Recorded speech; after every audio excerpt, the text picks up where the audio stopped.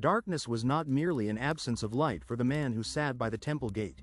It was a physical weight, a heavy, suffocating blanket that had been wrapped around his soul since the moment he emerged from the womb. Before we descend into the dusty, sun-baked streets of ancient Jerusalem to witness the moment the light of the world collided with the shadow of a lifetime, may the Almighty God protect and bless those who subscribe and like this content for our efforts. It might seem simple to you, but it brings us great joy. Also, please mention in the comments which part of the world you are watching from, what emotion this story gave you, and do you believe? It will make us happy to reply to your comments.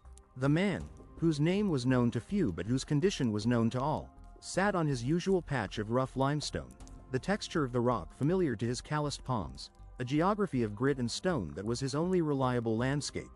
For decades, this man, let us call him Elion, for even the forgotten deserve a name, had existed in the periphery of the holy city, a living ghost haunting the steps of the temple. To be born blind in Jerusalem was not simply a misfortune, it was a theological verdict. It was a mark, a stain that invited the prying eyes of the righteous and the scorn of the pious. He heard them passing by every day, the rhythmic slap of sandals against the pavement, the rustle of expensive robes, the jingle of coins that were rarely dropped into his bowl. But more than the sounds, he felt the judgment. He could feel it radiating from them like heat from a kiln. They wondered whose sin had twisted his eyes. Was it his father, a merchant who dealt in dishonest scales? Was it his mother, concealing some secret shame? Or was it him, a sinner in the womb, cursed before he had taken his first breath? These whispers were the soundtrack of his life, a litany of accusation that had convinced him that God was not a father, but a judge who had turned his face away. On this particular Sabbath, the heat was oppressive. The air was thick with the smell of roasting lamb from the nearby markets and the cloying scent of incense drifting from the inner courts. Elion shifted his weight, his legs cramping from hours of stillness. He was thirsty, but he had learned long ago to ration his movement and his desires. To move was to risk stumbling, to desire was to risk disappointment. He lived in a small, contained world where safety was measured by the reach of his arms. He knew the number of steps to the water basin. He knew the sound of the temple guard's boots. He knew the precise angle of the sun by the warmth on his neck.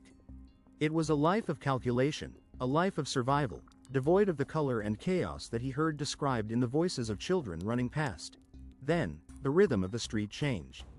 It wasn't the usual chaotic flow of pilgrims and merchants. A group of men approached, and with them came a different kind of silence, a hush of curiosity mixed with tension. Elion pricked his ears, his primary connection to the world sharpening. He heard footsteps that were purposeful, not hurried. He heard low voices, asking questions. And then, he heard the question that always made his stomach tighten, the question that had followed him like a shadow. Rabbi, who sinned, this man or his parents, that he was born blind? The voice was young, earnest. It was one of the followers of the teacher they called Jesus. Elion shrank into himself, pulling his tattered cloak tighter. Here it was again, the trial, the public dissection of his soul. He waited for the verdict. He waited for the rabbi to confirm what the Pharisees had always implied, that he was debris, a mistake, a cautionary tale of divine retribution. He braced himself for the condemnation, for the theological explanation of why he deserved the darkness. But the voice that answered was unlike any he had ever heard. It did not carry the sharp edge of the law. It did not hold the distant, scholarly tone of the scribes. It was deep, resonant, and filled with a terrifying, beautiful authority. Neither this man nor his parents sinned, the voice said. Elion's breath hitched. Time seemed to suspend. For 40 years, he had been the vessel of sin. Now, this stranger was rewriting his history in a single sentence. No sin? Then why? Why the darkness? Why the begging? Why the loneliness? The rabbi continued, and his next words sent a tremor through Elion's body that had nothing to do with the cold. But this happened so that the works of God might be displayed in him. As long as it is day, we must do the works of him who sent me. Night is coming, when no one can work. While I am in the world, I am the light of the world. The works of God? Displayed in him? Elion's mind reeled. He was a beggar. He was a nuisance. He was the dust on the hem of Jerusalem's garment. How could the works of the Almighty be displayed in a broken vessel? He wanted to speak, to ask, to cry out, but his voice failed him. And then, the sounds changed again. He heard the rabbi step closer. He smelled the scent of dust and sweat, but also something else, something clean, like rain on dry earth. Then came the sound that shocked him. The sound of spitting. It was a crude, earthly sound. A sound of disrespect, a sound usually followed by a curse. Elion flinched, expecting the insult. But no words of abuse followed. Instead, he heard the sound of a finger mixing something on the ground. The scrape of skin against dirt. The wet, slapping sound of mud being formed. Confusion washed over him. What was this rabbi doing? Was he mocking him? Was he making a paste to mark him as unclean? Elion felt a hand touch his face. It was not a rough touch, nor was it hesitant. It was firm, confident. He felt a wet, cool substance being smeared over his eyelids. Mud, heavy, gritty, wet clay. It pressed against his useless eyes, sealing them shut even tighter than before. The sensation was startling, almost unpleasant. The grit scratched slightly against his lashes. He sat frozen, his heart hammering against his ribs like a trapped bird. He looked ridiculous, he knew it. A blind man with mud caked on his face, sitting in the shadow of the temple. The crowd around them began to murmur. He could hear the whispers, confusion, shock, perhaps a stifled laugh, but the rabbi was not finished. His hands lingered for a moment on Elion's face, transmitting a warmth that seemed to penetrate the clay and seep into the bone. Then came the command. It was not a prayer. It was not an incantation. It was an order, simple and direct. Go, wash in the pool of Siloam. The hands withdrew. The presence stepped back. Elion was left alone again, but not alone. He had the weight of the earth on his eyes and a command ringing in his ears. Go, wash.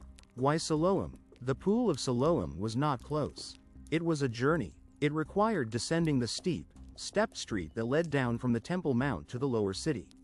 It was a treacherous path for a blind man even on a good day. With mud caking his face, drawing the attention of every passerby, it would be a gauntlet of humiliation. Why didn't the rabbi just say, "Be healed"? He had heard stories of this Jesus. He heard he spoke to fevers, and they fled. He spoke to demons, and they shrieked and ran.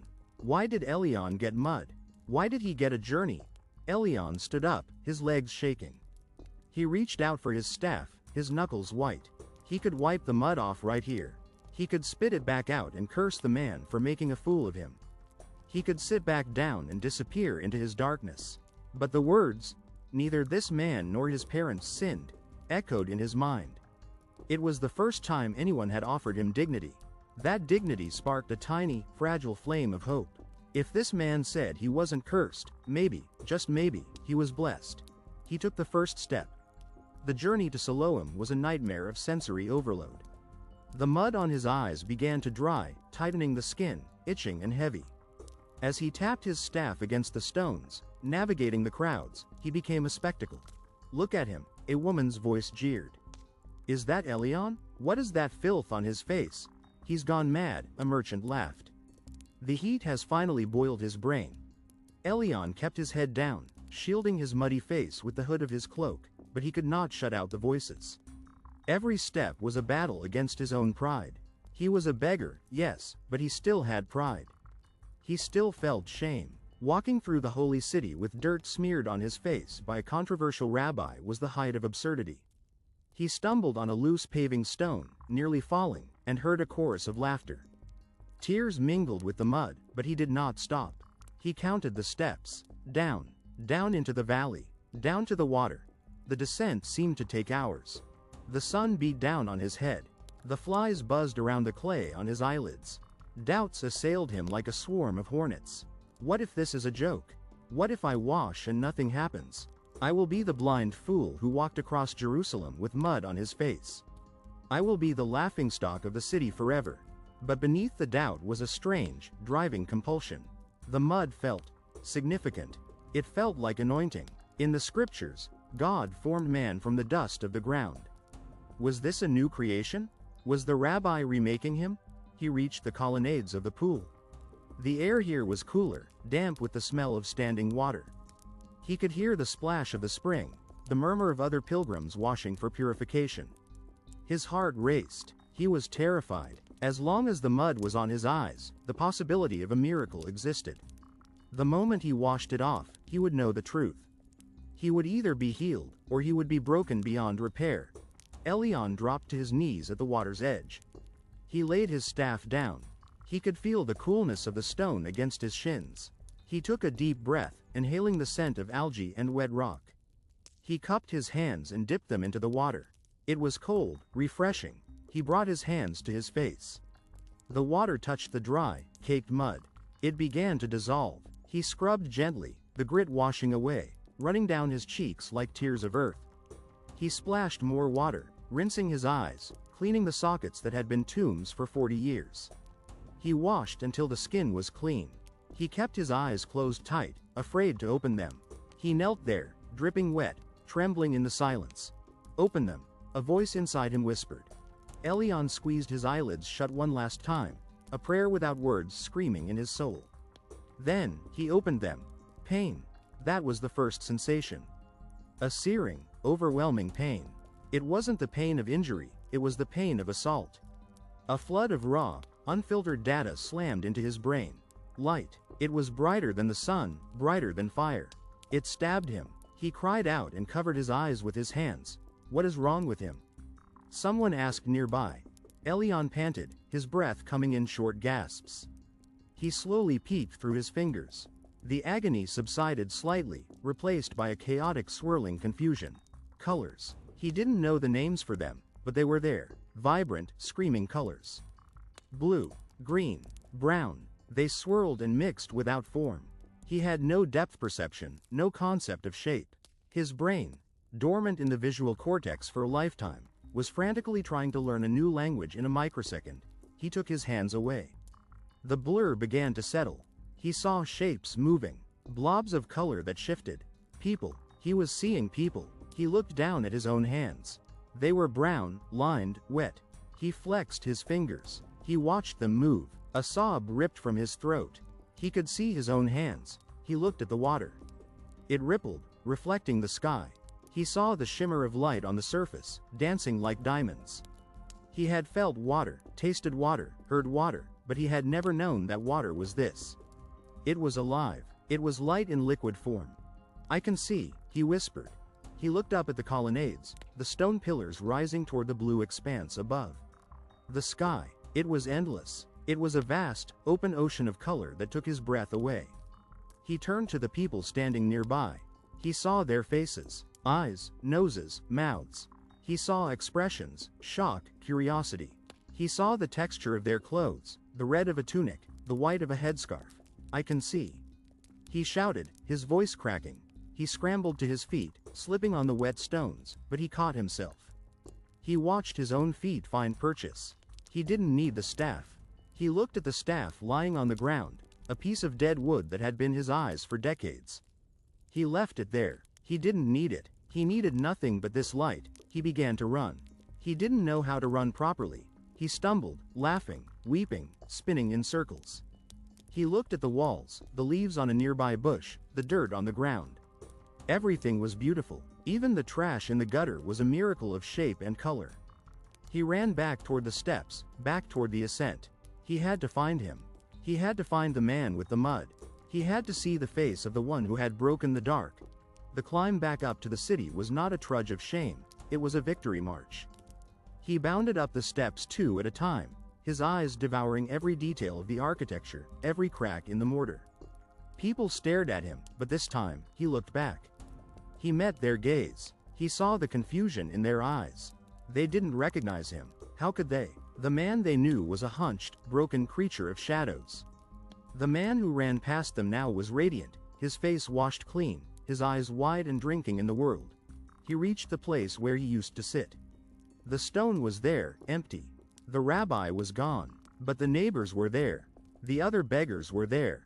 They looked at him, then looked away, then looked back, double taking.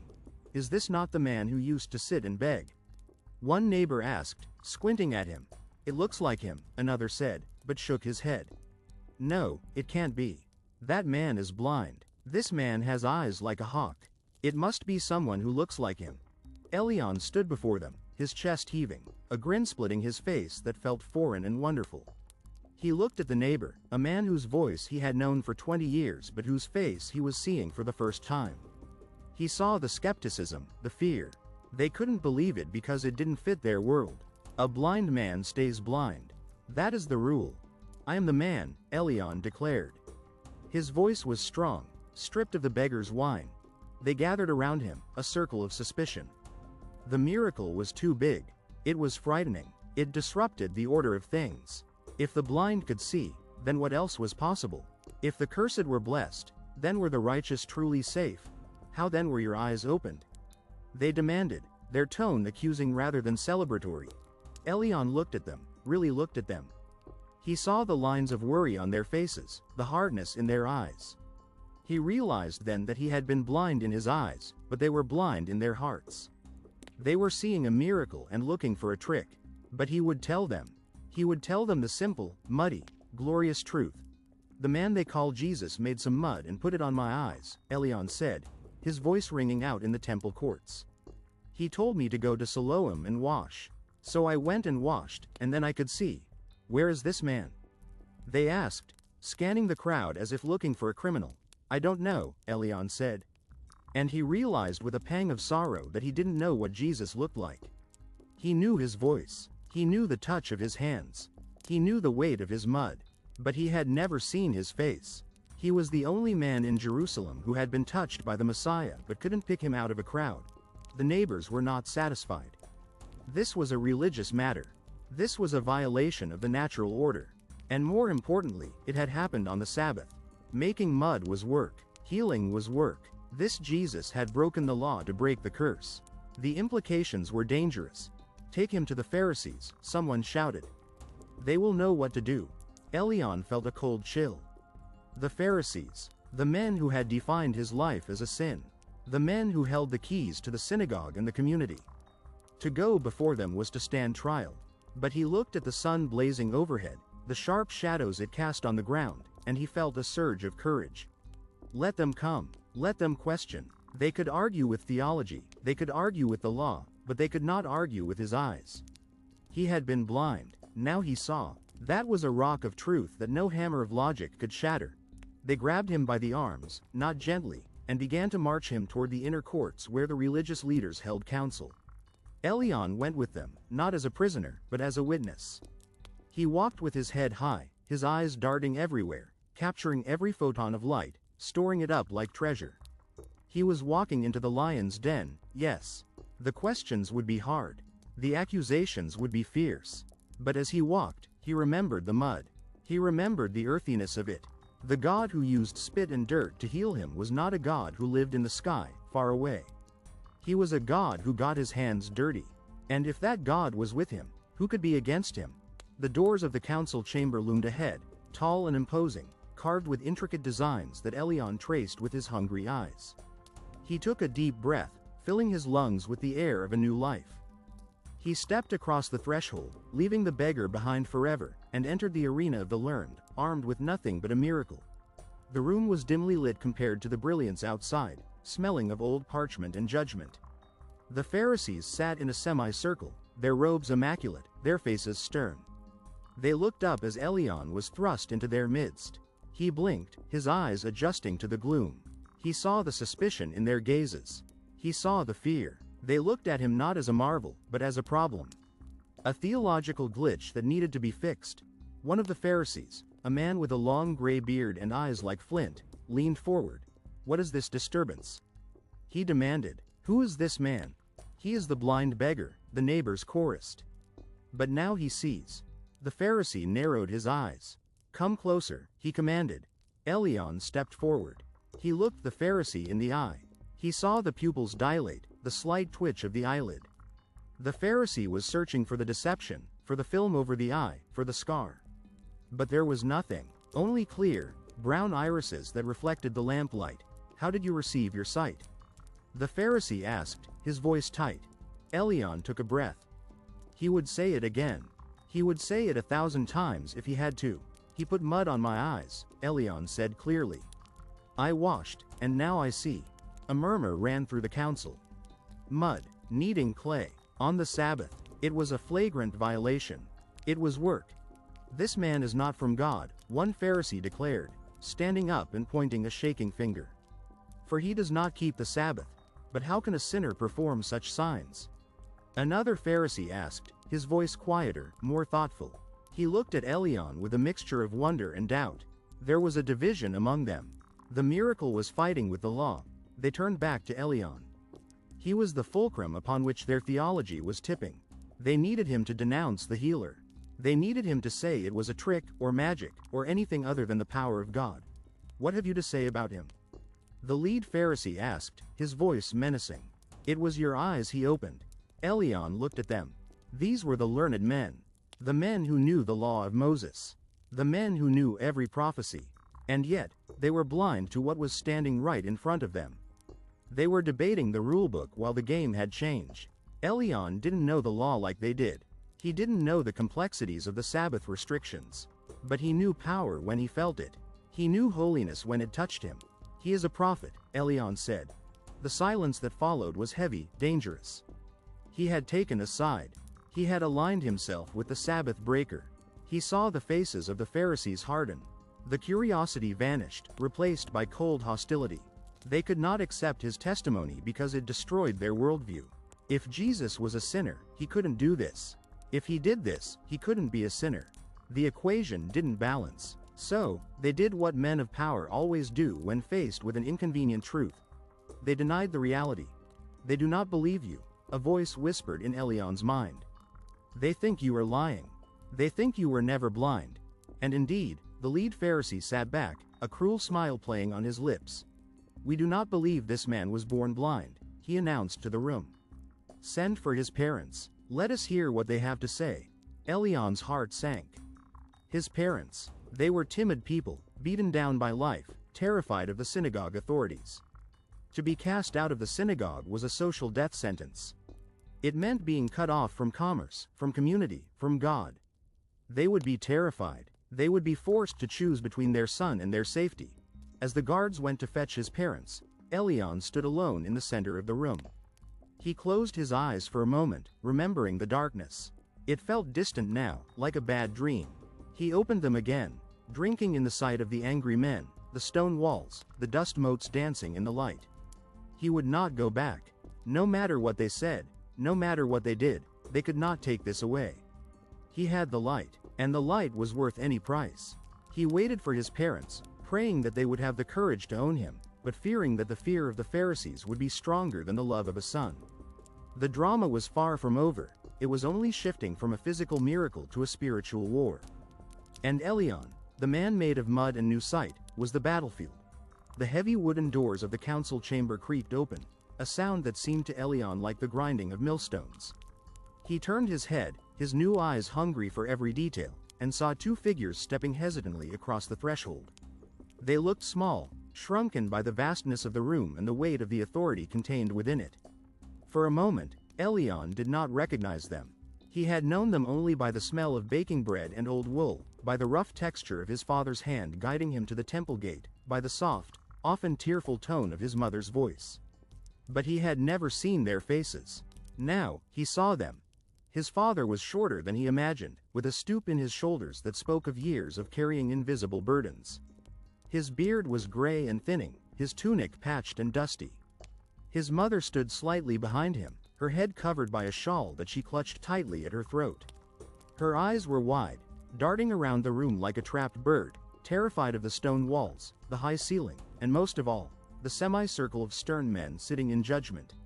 Elion felt a surge of love mixed with a sudden, sharp pang of pity. They looked so afraid. He wanted to run to them, to shout, "Look, it's me. Look at my eyes." He wanted them to share in the explosion of joy that was currently rewriting his entire existence. But the atmosphere in the room did not permit joy. It was thick with suspicion and the cold, metallic taste of fear. The guards prodded his parents forward until they stood in the center of the floor, a few paces from Elion. They did not look at him. They kept their gaze fixed on the floor tiles, afraid to meet the eyes of the Pharisees, and perhaps, afraid to meet the eyes of their son. The lead Pharisee, the one with the flint-hard eyes who had interrogated Elion, leaned forward. He did not offer a greeting. There was no, "Peace be upon you." There was only the sharp edge of an inquisition, "Is this your son?" The Pharisee demanded, his voice echoing off the stone walls. Elion's father flinched as if struck. He nodded slowly, his hands wringing together in front of him. "Yes," he whispered. His voice was dry, cracking under the strain. "Yes, this is our son." The Pharisee gestured toward Elion with a dismissive wave of his hand, as if pointing to a piece of evidence rather than a human being. "And you say he was born blind?" "We know that this is our son," the mother spoke up, her voice trembling but audible. "And we know that he was born blind." She stopped there, clamping her mouth shut.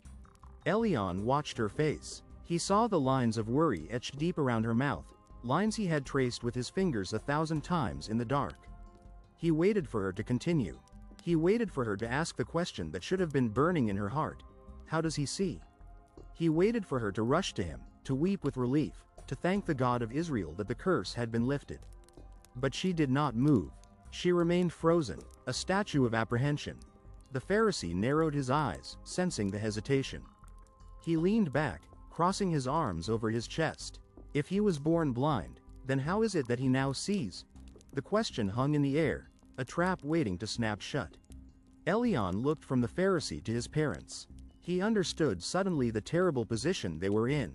The rumor had already spread through the streets of Jerusalem like a fever. Anyone who confessed that Jesus was the Messiah would be put out of the synagogue. To be put out, to be *aposynagogues**, was not merely to be barred from the Sabbath service. It was to be socially severed. It meant no one would buy from you, no one would sell to you, no one would eat with you. It was to be made a leper in all but flesh. His parents were old. They relied on the community for their survival. They could not afford to be outcasts. Elion saw his father swallow hard, his Adam's apple bobbing in his throat. He saw the sheen of sweat on his father's forehead, glistening in the lamplight. He saw the calculation taking place behind those fearful eyes, the calculation between the love of a son and the survival of a life. "We know that this is our son and that he was born blind," his father repeated, the words rehearsed and careful. "But how he can see now, or who opened his eyes, we do not know."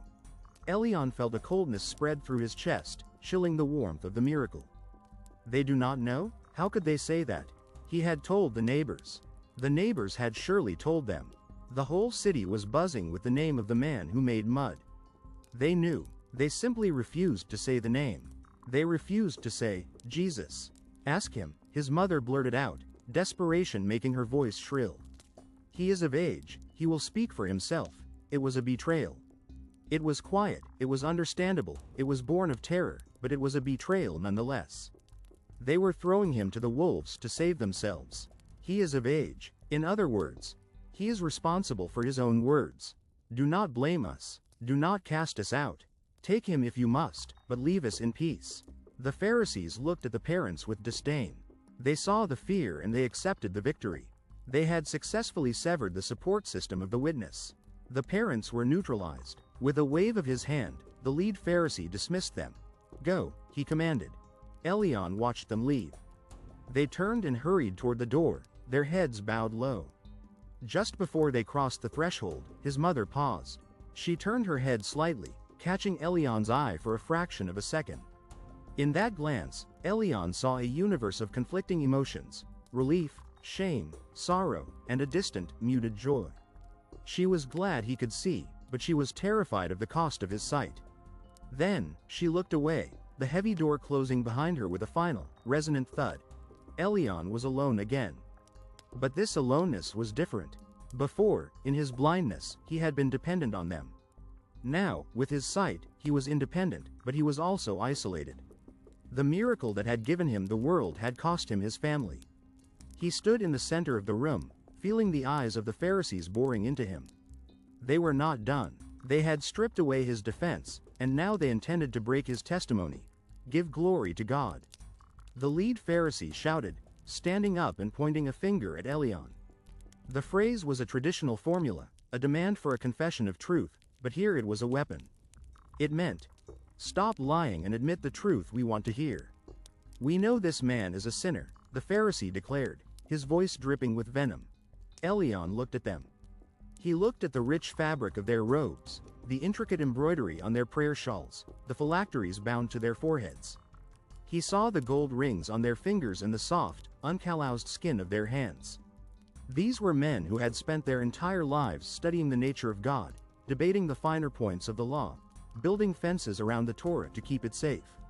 And yet, they were standing in the presence of a shattered curse and calling the healer a sinner. The absurdity of it struck Elion with the force of a physical blow. He was a beggar, uneducated, a man who had spent 40 years in the dirt. He knew nothing of their complex theology. He knew nothing of the political maneuverings of the Sanhedrin. But he knew mud, he knew water, and he knew light. He straightened his back. He was done being afraid. Fear belonged to the dark, and he was no longer in the dark. Whether he is a sinner or not, I do not know, Elion said. His voice was calm, surprising even himself. It did not waver. It held the grounding of a man who stands on a rock while others drown in a sea of theories. One thing I do know, he continued, his voice rising, filling the chamber. I was blind, but now I see. The simplicity of the statement hung in the air like a sword. It cut through the theological knots the Pharisees were trying to tie. It was an irrefutable fact. No amount of argument, no amount of intimidation, no amount of shouting could change the reality that Elion was looking at their faces. The Pharisees bristled. This unwashed peasant was refusing to follow their script. He was supposed to be cowed. He was supposed to agree that Jesus was a sorcerer or a Sabbath breaker. What did he do to you? Another Pharisee demanded, stepping closer, his face twisted with frustration. How did he open your eyes? Elion sighed. He felt a sudden flash of impatience. He had told them. He had told the neighbors. He had told the guards. Why did they keep asking? Did they not have ears? Or was it that they heard the words but could not process the meaning? I have told you already and you did not listen, Elion said, a trace of sarcasm creeping into his tone. It was a dangerous thing, to be sarcastic with the Sanhedrin, but the newfound freedom of sight seemed to have loosened his tongue. Why do you want to hear it again? He paused, looking around the circle of angry faces. A thought occurred to him, a sharp, biting thought that he couldn't suppress.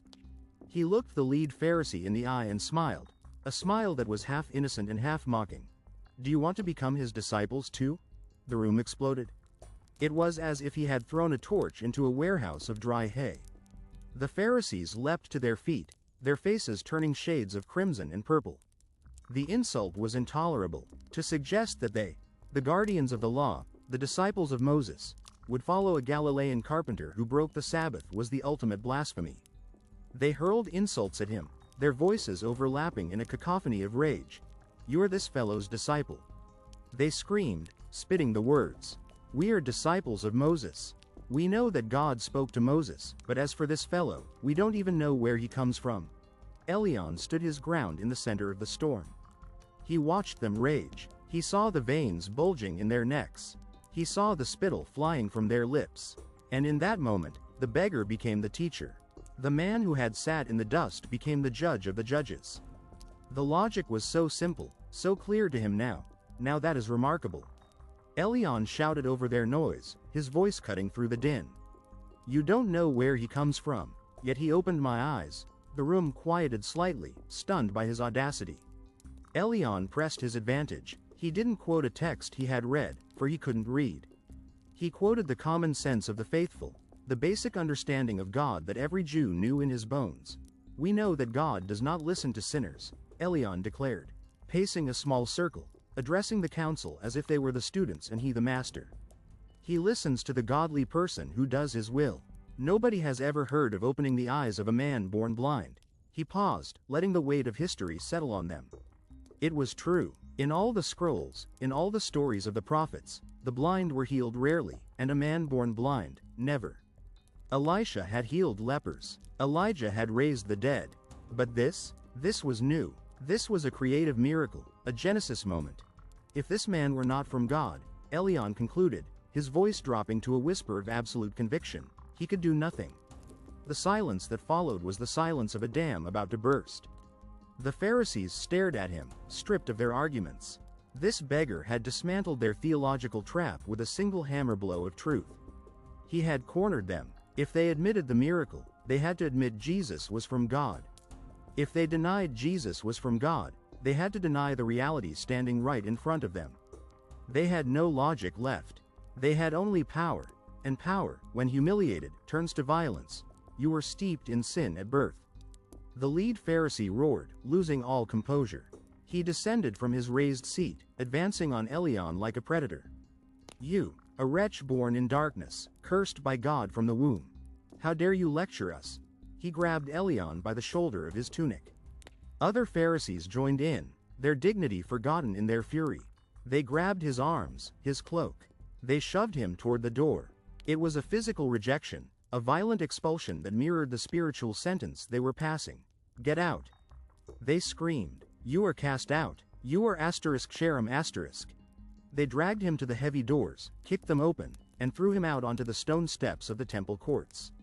Elion stumbled, scraping his hands on the pavement, the impact jarring his bones. The doors slammed shut behind him with a finality that echoed like a tomb ceiling. He lay there for a moment, breathing hard, the adrenaline fading to leave a cold, aching hollow in his chest. He heard the bolt slide home on the other side of the door. It was done. He was excommunicated. Slowly, Elion pushed himself up. He dusted off his tunic, the tunic that was now the clothes of an outcast. He looked around the temple courts. The sun was beginning to set, painting the white stones in shades of gold and violet. The pilgrims were thinning out, heading home for the evening meal. They glanced at him and gave him a wide berth. The word would spread fast. The beggar had been cast out. To speak to him was to invite trouble. Elion walked down the steps, his new eyes taking in the beauty of the twilight, but his heart heavy with a sudden, crushing loneliness. He had gained his sight, but he had lost his world. He had no family to go to. His parents had made their choice. He had no synagogue to pray in. The doors were barred. He had no community to beg from. He was tainted. He wandered through the streets of Jerusalem, aimless. He saw the oil lamps flickering to life in the windows of the houses. He saw families gathering around tables, breaking bread, laughing. He saw fathers blessing their children. He saw the ordinary, beautiful tapestry of life that he had always been excluded from by his blindness, and now was excluded from by his sight. He was a man floating between two worlds, belonging to neither. The blind didn't know him anymore. The sighted didn't want him. He was the first of a new kind of creature, a man who saw too much for the comfort of the blind guides. He found himself walking toward the lower city, away from the wealthy quarters, away from the temple. He walked until the streets became narrow and quiet. He sat down on a low wall overlooking the valley. The stars were coming out, piercing the velvet canopy of the night. He looked up at them, marveling. He had felt the night air 1,000 times, but he had never known the night had eyes. Millions of them, watching him. Lord, he whispered to the stars. You gave me light. Why did you leave me alone? He wasn't speaking to the stars. He was speaking to the memory of the man with the mud. The man who had started this trouble. The man who had healed him and then vanished. Where was he? Did he know what had happened? Did he care? Or was Elion just a demonstration, a piece of work to be finished and discarded? Footsteps approached. Elion stiffened. He expected the temple guards, coming to drive him out of the city entirely. He expected thieves, seeing a lone man in the dark. He turned his head, ready to run, his new eyes adjusting instantly to the gloom. A man was walking toward him. He moved with a quiet, deliberate grace. He wore simple robes, worn at the hem. His hair was long and dark, his beard untrimmed. There was nothing remarkable about his appearance, and yet, as he drew closer, Elion felt a strange vibration in the air, a sense of familiarity that had nothing to do with sight. The man stopped a few feet away. He looked at Elion. His eyes were dark, deep pools that seemed to hold the starlight within them. There was no judgment in them, no fear, no curiosity. There was only recognition. It was him. Elion didn't know how he knew. He had never seen this face. But he knew the presence. It was the presence that had stood over him in the dust. It was the presence that had touched his eyelids. It was the source of the mud. Jesus had heard that they had cast him out. And when he found him, he did not ask about the trial. He did not ask about the parents. He did not ask about the Pharisees. He asked the only question that mattered, the question that the miracle had been preparing Elion to answer all along. Do you believe in the Son of Man? Jesus asked. His voice was the same, deep, resonant, like the earth itself speaking. Elion's heart hammered. The Son of Man. It was a title from the prophecies, a figure of judgment and glory, the one who would bridge heaven and earth. Elion looked at him. He saw a man who looked tired, a man with dust on his feet, a man who was being hunted just as Elion was now being shunned. And yet, he saw the one who commanded the light. "Who is he, sir?" Elion asked, his voice trembling with a hope so painful it nearly brought him to his knees. "Tell me so that I may believe in him." He was ready. He was so ready. He had been emptied of everything, his blindness, his community, his family, his pride, so that he could be filled with this belief. Jesus smiled. It was a smile that broke the last of the darkness in Elion's soul. It was a smile of welcome, of reunion. "You have now seen him," Jesus said softly. "In fact, he is the one speaking with you." The world stopped. The noises of the city faded away. The stars overhead seemed to hold their breath. Elion looked at the man. "You have seen him." The first thing Elion had truly seen was the face of God disguised as a carpenter. The miracle wasn't just the sight, the miracle was the seer. The mud wasn't the point, the maker was the point. Elion didn't think. He didn't calculate. He didn't worry about the Pharisees or his parents or the band. He did the only thing a man can do when he stands before the creator of his senses. He fell to his knees. He bowed his face to the dusty ground, the same ground from which the mud had been made. "Lord, I believe." Elion wept. He worshipped him. There, in the quiet street, under the gaze of the indifferent stars, the outcast worshipped the outcast. The man who had been kicked out of the temple found the true temple at the feet of Jesus. Jesus reached out and touched him, a hand on his shoulder. It was the same touch. Warm, firm, alive. Elion looked up, tears streaming down his face, blurring his vision for a moment, but it didn't matter. He saw clearly now. He saw the truth. Jesus looked over Elion's head, into the shadows where a few figures were lurking, Pharisees who had followed, watching, always watching.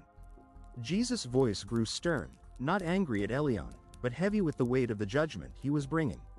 "For judgment I have come into this world," Jesus said, his words echoing in the narrow street. "So that the blind will see and those who see will become blind." It was a riddle, and it was a verdict. Elion understood it in his gut. He had been blind, and now he saw, both the world and God. The Pharisees, who claimed to see everything, who claimed to know the law and the light, were becoming blind. Their very certainty was their cataract. Their pride was the mud that would not wash off. From the shadows, a voice sneered. It was one of the Pharisees, unable to resist the challenge even in the dark. "What? Are we blind too?" The arrogance in the voice was palpable. They couldn't conceive of it. They were the enlightened ones. They were the guides of the blind. How could they be in darkness? Jesus turned his gaze toward the shadows. His eyes flashed with a sorrowful fire. "If you were blind, you would not be guilty of sin," Jesus said quietly. "But now that you claim you can see, your guilt remains." The sentence hung in the air, final and devastating. By claiming they had no need of light, they sealed themselves in the dark. By claiming they were righteous, they locked themselves in their sin. Elion looked from the glowing face of Jesus to the dark shadows where the religious men hid. He saw the tragedy of it. He had been a beggar in the dirt, but he was free. They were princes in the temple, but they were prisoners. Jesus turned back to Elion. "Come," he said. Elion stood up. He didn't know where they were going. He didn't know what tomorrow would bring. He knew he was homeless, friendless, and marked. But as he fell into step beside the light of the world, walking through the darkened streets of Jerusalem, Elion knew one thing with absolute certainty. He would never be in the dark again. The night had come for the city, but for Elion, the sun had just risen. Elion stood watching until the figure of the Nazarene disappeared into the winding streets of the lower city. The night was quiet now, the Pharisees having retreated into their shadows, nursing their wounded pride. For the first time in 40 years, Elion did not tap his way to a corner to sleep. He walked with his head up, navigating the uneven stones by the light of the moon. He found a spot near the city walls, a place where the outcasts gathered, but he felt no kinship with the despair that usually hung over such places. He lay down on his cloak, staring up at the vast, glittering expanse of the heavens. He closed his eyes, a sudden panic gripping him. What if he woke up and it was dark again? What if the mud was just a temporary reprieve? But he forced himself to breathe. holding onto the image of the face he had just seen. "Lord, I believe." Sleep came fitfully, broken by dreams of clay and water. When he woke, the sky was turning a soft, bruised purple. He squeezed his eyes shut, afraid to open them. He counted to 3, his heart hammering against his ribs, and then, he let his eyelids flutter open. It was there, the world. It hadn't vanished. The stone of the wall was gray and textured. The grass pushing through the cracks was a vibrant, shocking green. And on the horizon, the sun was breaching the hills, spilling liquid gold across the roofs of Jerusalem. Elion wept, not from sadness, but from the sheer, overwhelming beauty of the morning. He watched the light chase the shadows away, understanding for the first time the metaphor Jesus had used. "I am the light of the world." Hunger drove him into the city. He could no longer sit at the beautiful gate. The guards would surely arrest him, and the worshippers would spit on him as a heretic. He was cut off from the lifeblood of his people. Yet, as he walked through the waking markets, he felt a strange liberation. He saw a merchant struggling to lift a heavy crate of pomegranates. Without thinking, Elion stepped forward and hoisted the other end. The merchant looked at him, startled. He didn't recognize the former beggar, seeing only a strong man with clear, bright eyes. "Here, let me help," Elion said, his voice steady. They moved the crate. The merchant tossed him a pomegranate as thanks. Elion caught it, marveling at the red, leathery skin, the weight of it in his hand. He broke it open, seeing the ruby seeds inside, sparkling like jewels. He ate, the tart juice staining his lips. He realized then that he would not starve. He had hands, he had strength, and most of all, he had eyes. The Pharisees had taken his community, but Jesus had given him a life. He was no longer defined by what he lacked, but by what he had been given. He walked on, biting into the fruit, ready to face a world that hated him, armed with the indestructible joy of a man who had seen the face of God. Weeks turned into months, and the sensation of light, initially a violent and overwhelming intrusion, softened into a constant, beloved companion. Elion learned the faces of his neighbors, the shifting hues of the Judean hills at twilight, and the precise, terrifying height of the temple walls that had once been only a looming presence in his mind. Yet, the true transformation was not merely in his optics but in his orientation. He was legally an outcast, a man marked by the cherem of the Sanhedrin, cut off from the religious life of his people, but he had never felt more included in the true fabric of reality. The synagogue doors were bolted against him, yet the world had become his sanctuary, and the open sky his roof. He found that he was not the only one.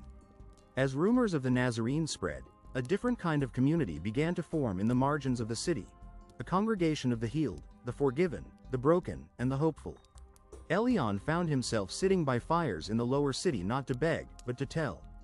People would find him, those with sick children, those with clouded eyes, those with heavy hearts, and they would ask the same question, though with a different hunger than the Pharisees. "Tell us about the mud," and he would tell them. He spoke of the grit, the spit, the command to wash, and the sudden, shattering dawn that followed. He became a living testament to the absurdity of grace, a man whose very face was a rebuke to the rigid theology of the religious elite.